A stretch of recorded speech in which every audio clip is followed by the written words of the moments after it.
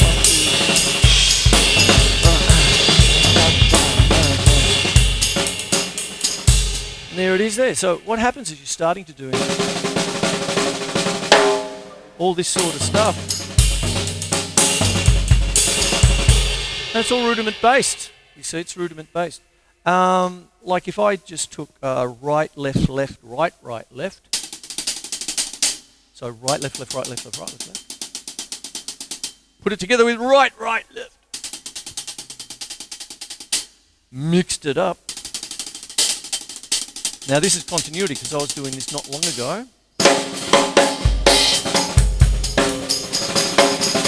There it is there.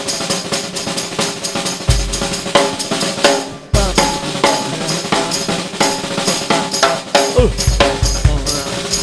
Rudiments, baby, rudiments. And when we're doing this,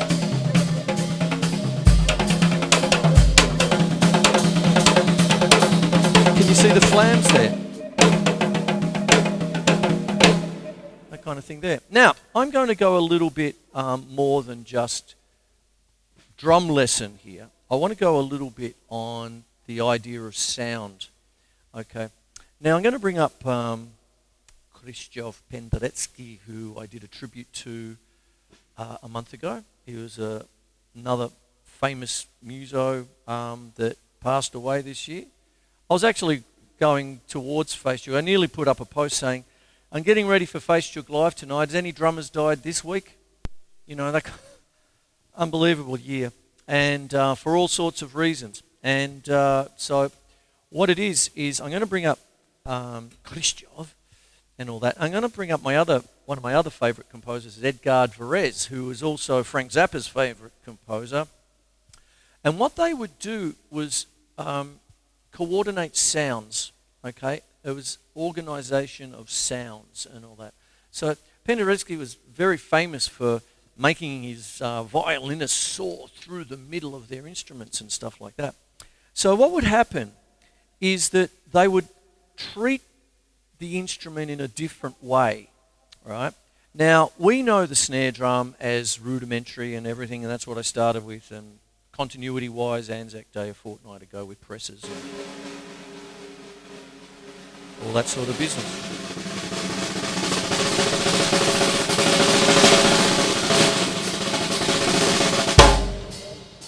What goes on, though, is that people who are not drummers would think of that as a sound, as evoking something else. Now, obviously, a snare drum, by its very nature and definition, is a military-style instrument, right? Because it just wear it, and that's where the rudiments come from.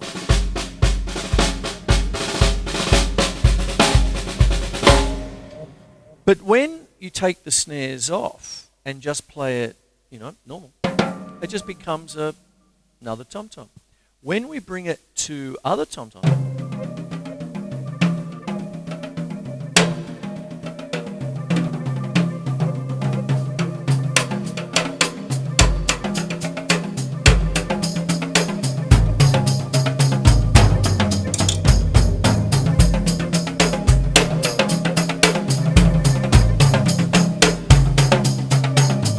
I'm still doing the rudiments, right? There's the aforementioned flam tap.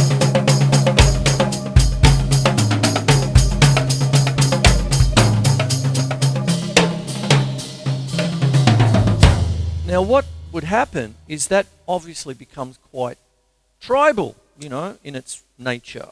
So if I go to my multi-sticks here and use the mallet side,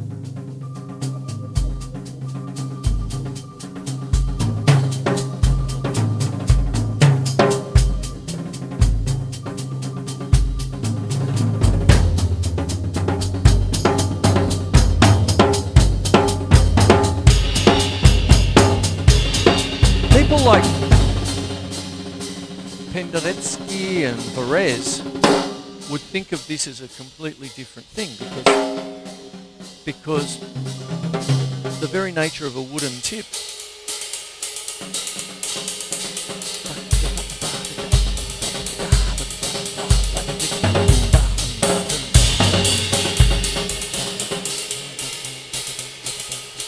but what would happen if I used the other side? Completely different.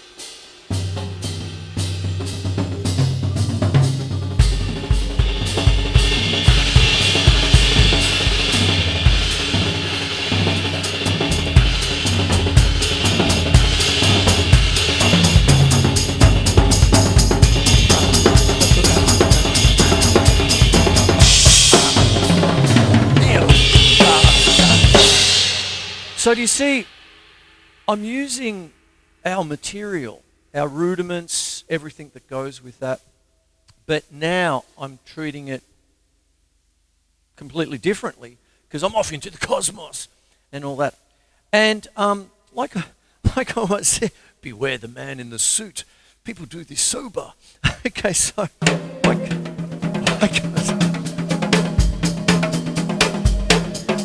so think like a composer. What have I got in front of me? I've started the lesson, the Facechook lesson, with Native American flute. Well, that'll tell you one thing.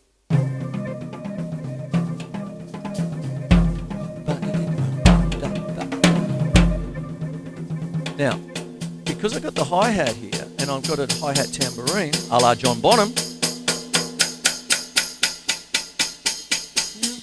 Can you imagine that part of the thing? See? It's just straight crotchets, really.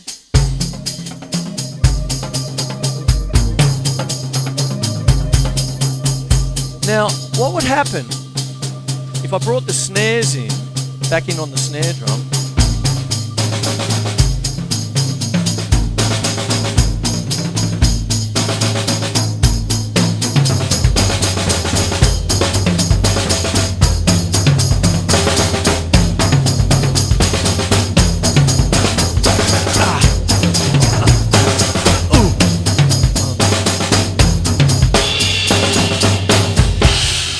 Now, I think you're starting to get the bead of where I'm heading here. Okay, so what happens is starting to evoke something in contrast to the, hopefully the tribal thing, if I'm doing it right, and all that. And then the snare drum is evoking something, you know, rather dark, you know, as far as just the invasion or something like that. Now, as far as snare drum is concerned and that kind of treatment, one of the classic songs is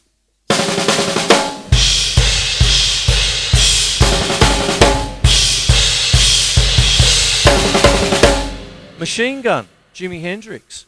And it got to the point halfway through and all that, and you've got to remember Vietnam was still going and all this, you know, Vietnam War. And the riots in Chicago and all of this sort of stuff, because we're not far off the anniversary of the Kent State Massacre where, you know, people started shooting their own in good old US of A. And what happened was during that time, Jimi Hendrix came up with one of the most evocative pieces ever written in rock, Machine Gun, and the snare drum by Buddy Miles. Okay, so was just amazing. After you finish here, go listen to Machine Gun, Jimi Hendrix, and it's an opus. It's beyond music. It's a statement of art, and you know, it's one of the most incredible things you will ever want to hear. Okay, so I'm talking Jimi Hendrix here. Come on, you know, you've all heard it. Of course, must have. Okay, so that's what starts to go on. Now, when you're starting to do that, you can, actually I've put them away too early. What happens is you can start to split yourself in half, and here comes the contrapuntal idea from, you know, one of classical music's favourite drummers, Johann Sebastian Bach. And what happens is that if you are indeed going to split yourself, always remember you've got treatments, right? This is organisational sound, Varese and people like that. Because if you've got a wooden tip, I'll leave Benny Hill for another day. Sorry. It changes.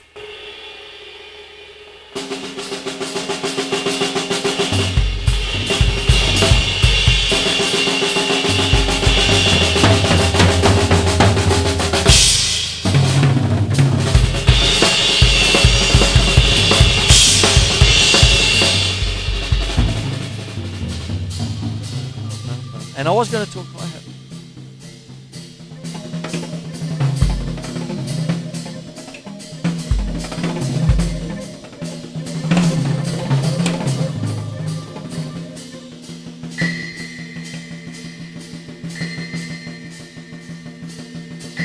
They told for thee.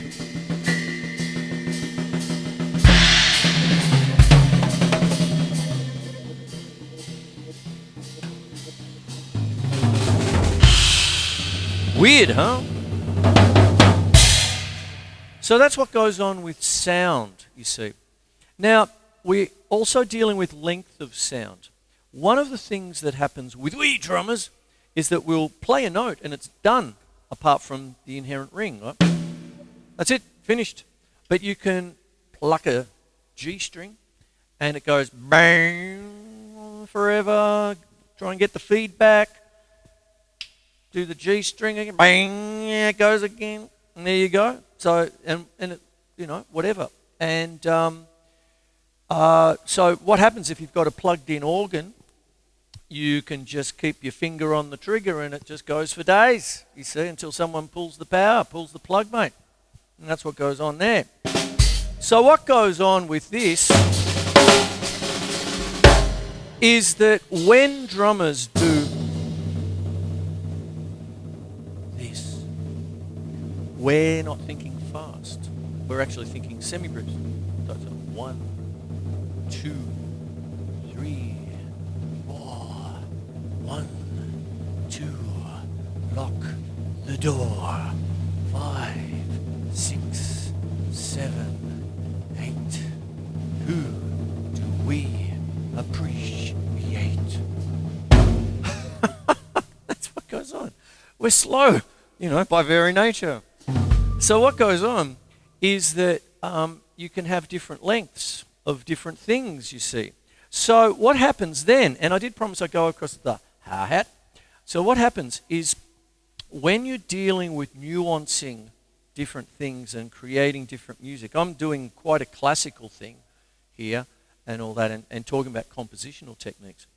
Now you can bring that into your everyday playing, all right? And for this, I'm going to head back to my normal sticks here, and I'm just going to play a rock beat, right?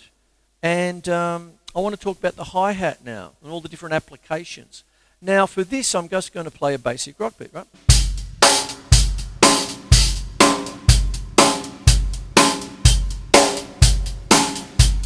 With a rim shot. Now, semi-breeze, worth 4 beats. 1, 2, 3, 4,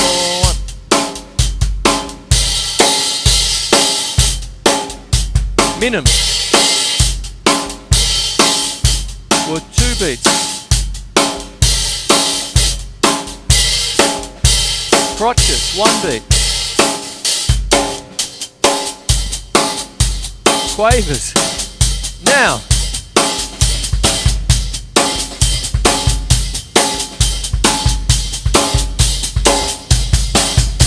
what happens there is now I'm going to get into hi-hat technique a little bit with you now. So I've split the lesson in half. I started weird, I'm going a bit straight and all this stuff.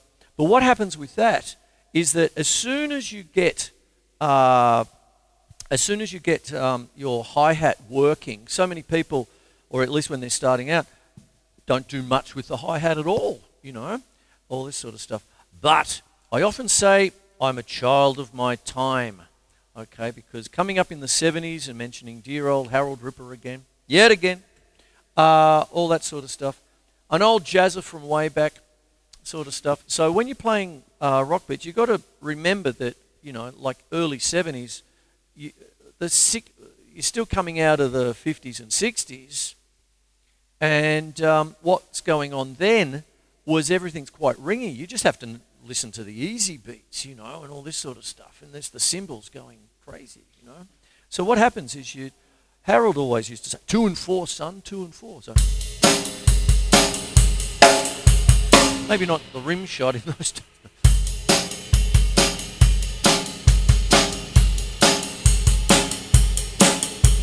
Of course that comes from jazz. 1, 2, 3, 4, 1.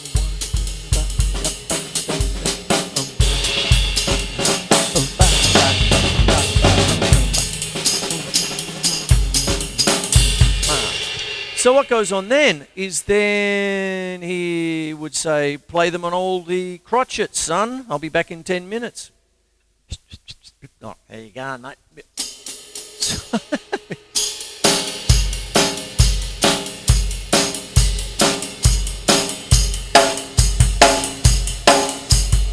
Then he wanted quavers.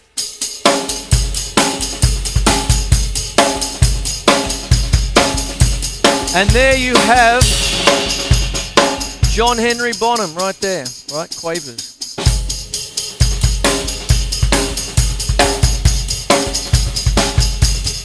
Why not put the 2 and the 4 like a cut time so you get them on the offbeat?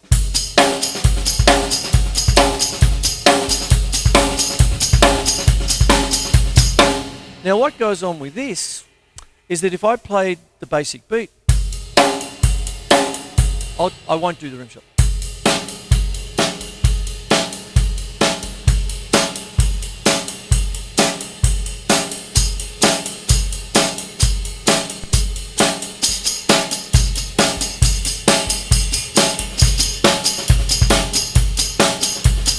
Look at how the beat changes. Beautiful. All right.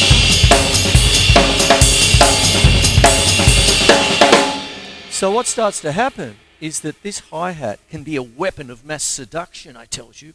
And then when I say I'm a child of my time, because I couldn't get away with playing a basic rock beat without about 5 variations.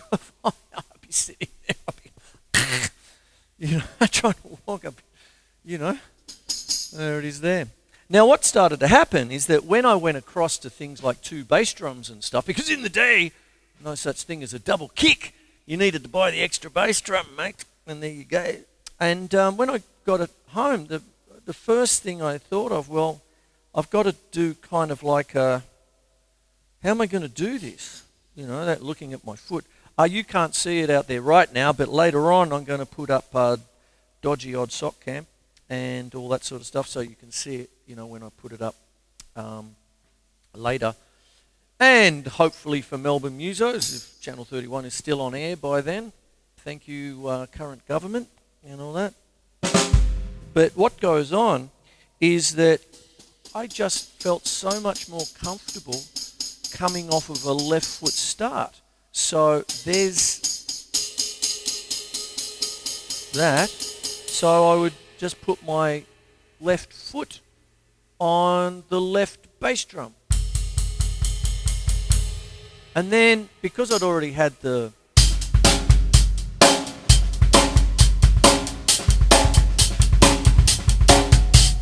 Well, there's the shades of Tony Allen from last week. But what happens there is that because I could get in between with my right boot, what could happen is there's my left foot with my right hand, and I call this diagonal coordination, you see. And that's what goes on there. And then I would bring in my right foot in between, right?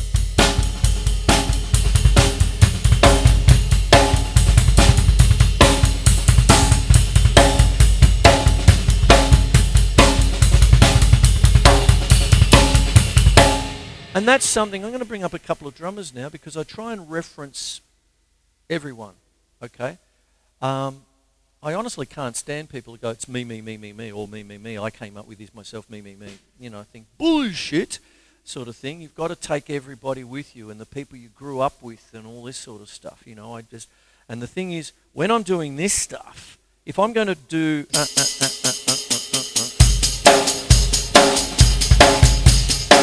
That's John Bonham, right? So when I go to my left bass drum,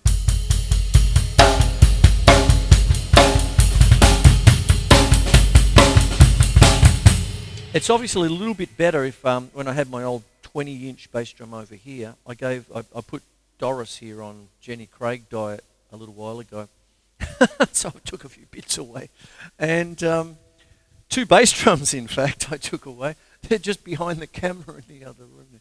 I might put them back, sort of thing. And so what it is Herb Alexander from Primus. What is it? Professor Nutbutter from Tales from the Punch Bowl. You can actually hear it.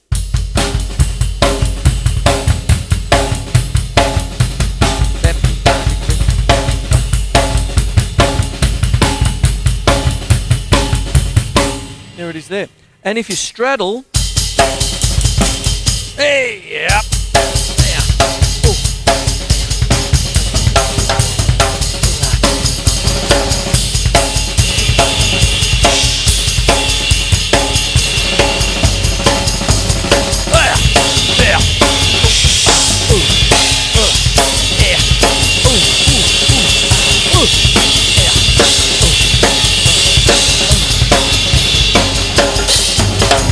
And when you've got that going all the time, I'm working quick now, what can happen is if you're doing the aforementioned diagonal coordination, where your left foot is going with your right hand.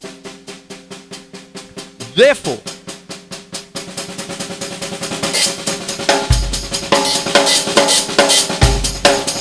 I did that for dear Neil Peart's tribute, because that's one of his little things, is because if you've got your left foot going with your right hand, by nature, your left hand will catch the hi-hat on the open. And it's really interesting because, as I said, I'll put up boot cam later on when I sit down with a few bevies and, and edit. Because you could do right, left, left like I did before. But if I'm going...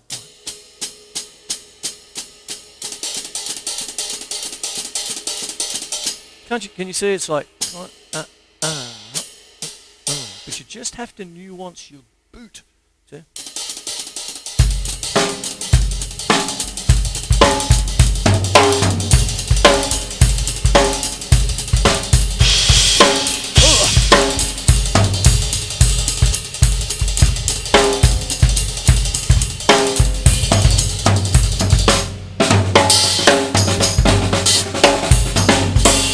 And there you go, you see, so that's what happens there.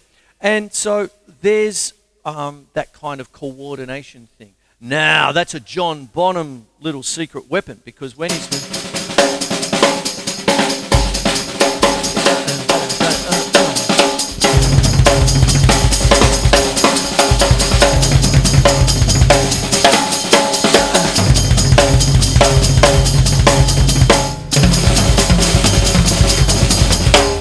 See, so what happens is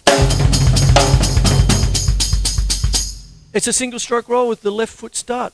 That's what it is. And go away and listen to Moby Dick from Song Remains the Same and you'll hear it, sort of thing. It's brilliant. I don't know why I'm talking like this, but I am. Anyway, so that's what goes on. So we're talking about coordination, and that segues me into Jack DeJohnette, who is one of my early favorite jazz drummers. And he was big on four-way coordination, you see. So he would treat the hi-hat in the aforementioned way as the most independent of things. So what a lot of people think about with the hi-hat is like, especially in jazz, it's where it started in jazz, do what you got to do and all that sort of stuff, but leave the hi-hat for the band, you know, so everybody knows where 1 is and 2 and 4. But not our Jack. John Abercrombie, the avant-garde guitarist, weird. I like him.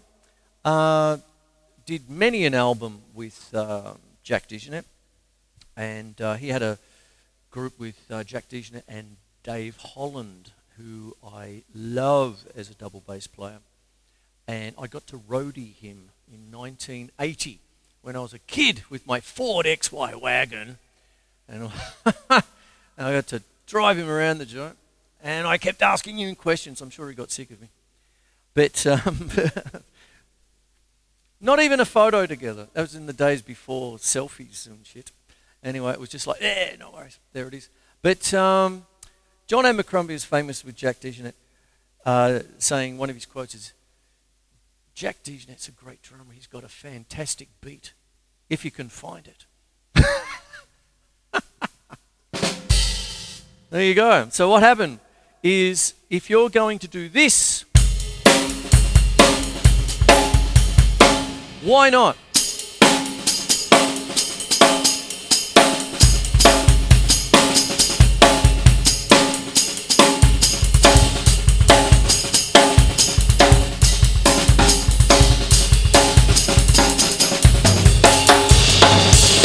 Oh, got out of that. Maybe not. Go and check out an album by Jack DeJohnette from 1976 called Pictures. And it's an ECM album. It says Pictures 1, Pictures 2, Pictures 3. I was enamored with Pictures 3. And it is Jack DeJohnette with the aforementioned John Abercrombie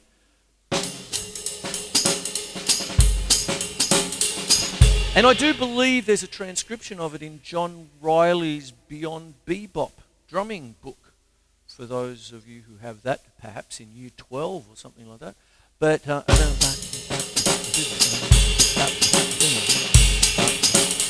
my bass drum here is a bit heavy for Jack, because that's one of the reasons why I got myself an 18-inch bass drum back in 1981 with my beloved old girl over there, the old Rosewood drum kit there with the 18. I got a 22-inch bass drum and an 18-inch bass drum, and the 18-inch bass drum was for the restaurants and jazz gigs when you could still get them back in the day, and the 22-inch was for all my rock stuff. And of course I put them together, sort of thing, and now everyone's putting them together and all that, but in the day it wasn't so common to have a different size bass drum. Actually, because I'm mentioning names like crazy, the first person that I saw with two different bass drums was a French drummer who I really liked. I've got a vinyl album of his, who with? Mal Waldron? Something like that. But Pierre Favre, okay, he was a bit avant-garde. He was in that Peisty cymbal book. Do any of the old-timers like me remember the old Peisty book where you had everybody, just this big, thick book and everyone's Peisty cymbals? All this sort of stuff. Did I mention... Oh, dear, I shouldn't have mentioned that brand. Anyway. So what it is... so what goes on is there was Pierre Favre, and because he was in the area, there's this picture of him. He's got about 35 cymbals, and they're all layered. And what he did was actually get the cymbals tonal. Okay? So... it looks like, poor old Doris here gets a cop a bit of flack because she's a big-ass drum kit sort of thing. And what goes on is, why am I thinking Queen's fat-bottomed girls now? But anyway, it doesn't matter. I'll play that later. But if I'm going to do piccolo toms, G minor pentatonic, you see. And when I look at it like tabs. 3, 6, 3, 5, 3, 5, that kind of thing, going up the, I've got that. So, I better start wrapping the shop. But what happens is, people like Pierre Favre,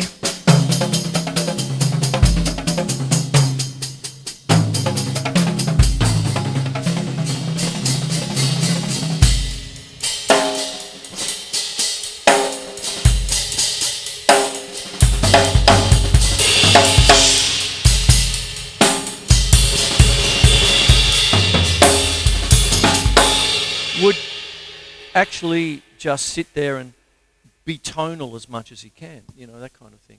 So that's what I tend to do with these cymbals too, because they're beautiful like that.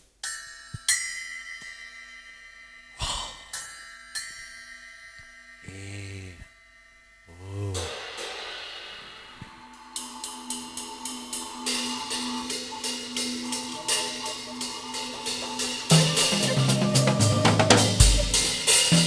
So, this is a weird-ass show tonight. And what I wanted to do was talk about a little bit about compositional technique. Contrapuntal techniques by splitting rudiments. There they are again.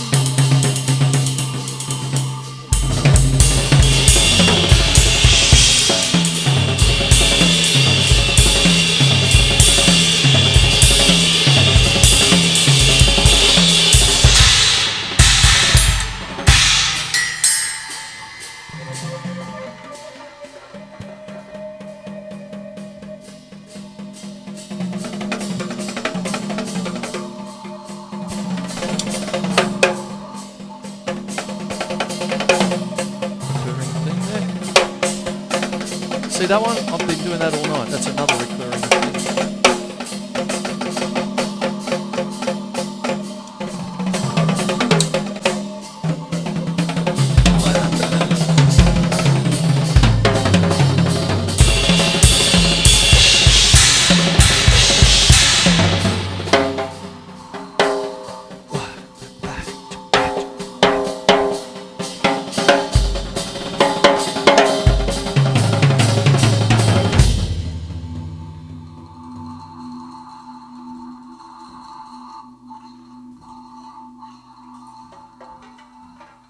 bowl. There you go. All right. How weird ass was that, eh? That was pretty good. I enjoyed doing that one. You won't find that on Channel 7. Anyway, there you go. Now, this is all free. This is on Facechook. Facechook Live, and it's part of Melbourne Musos, and Melbourne Musos is part of Channel 31 and Community TV, and the Community TV fraternity is fighting for their lives, our lives, again, okay? And what happens is that it seems to be one certain government every time, they want to have another crack, that kind of thing. No funding from them. We do it all ourselves. You get all this. Buy me a beer one day, all right? That's my invoice, that kind of thing. I hope you get something out of it. I love doing it. I don't know. Who knew? I just got 6 episodes in 1995. And then I just kept on a quarter break, that kind of thing. And I sit back and wonder myself, then what the bloody hell am I doing this for? I love it. I just love it. I love crapping on, of course. And, I love my haters as well. Anyway, so what goes on is do something, sign something, okay? We're in a lot of trouble at the moment. And to have a voice, a community voice, just get struck off and get left to steak knife channels and stuff, or just, as they say, white noise, because a couple of years ago, they were going to auction off the band. Thank you, Malcolm. Okay, good on you, Malcolm. Good on you, mate. You got your book now. You're making millions, aren't you, mate? Good on you, mate. You left us in the shit with your internet, didn't you, mate? Yeah, mate. Bloody dickhead. Anyway, The Castle, 1996. Dickhead. What it is, I'm on my high horse for obvious reasons, in the sense that do something, sign something, make a noise, that kind of thing. Sure, we don't get it right. Look at all the time. Look at this. But the thing is, it's community. We're all in it together. Everyone. That's a bandied around thing, but that's exactly what we are. Okay, even when we're isolated and doing ISO shows now, and all this stuff, we're still. In some ways, I'm more connected to my people more than ever. I'm seeing more of them, even though I'm not seeing them to hold and hug and buy a beer for or whatever. But, my computer's running hot, because this is what we do. This is what we do. We play music for people and we just don't leave them in the lurch, that kind of thing. Piss off, see you later, that kind of thing. Thanks, mate. Yeah, no worries. See ya. Yeah. No, I'm all right, Jack. Yeah, mate. That kind of rubbish. So I'm on my high horse because it's worth being on your high horse for. Because we've got a free-to-air TV station that gives you every possibility in the world, okay? Who has ever heard this stuff on a Channel 7 or a 9 or a 10 for that matter? Because, Big Brother is whatever and Gogglebox and everything else. Make your own TV, and get focused and get something done, and then bring other people in, that kind of thing. And that's the beauty of community and all that sort of stuff. And the people that want to close it down, I'm sorry about this, but are the same people that give us the shit internet with all the cutouts. I tried doing Skype last night with my students. I mean, God help me, that kind of thing. So something's got to give. And they're paying the price now, that kind of thing. How many of you there can't work from home because of crap internet? That kind of thing. So that's the thing I'm leaving you with. Don't let Channel 31 die, okay? Don't let the spirit of it die. And there you go. Because what we're in is a kind of a...